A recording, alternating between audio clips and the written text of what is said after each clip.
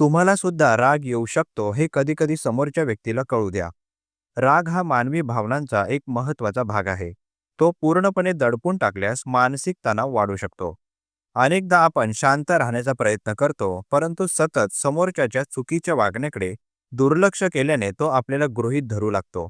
कधीकधी समोरच्या व्यक्तीला हे जाणवणं आवश्यक असतं, की तुम्हालाही राग येतो आणि तुम्हीही दुखावू शकता. मानसशास्त्र सांगतं की व्यक्त झालेला राग योग्य प्रकारे हाताळल्यास नातेसंबंध अधिक स्पष्ट आणि प्रामाणिक होतात. संयम महत्वाचा असला तरी स्वतःच्या भावनांना पूर्णपणे दडपणं तुमच्या मानसिक आरोग्यासाठी हानिकारक ठरू शकतं. योग्य वेळी संयमित भाषेत आणि आत्मसन्मान राखून आपल्या भावनांना वाट मोकळी करून द्यावी. यामुळे समोरच्या व्यक्तीलाही त्याच्या वागणुकीचा आरसा दाखवता येतो आणि नात्यातील तणाव टाळता येतो. म्हणूनच कधी-कधी राग व्यक्त करणंही आवश्यक आहे. धन्यवाद.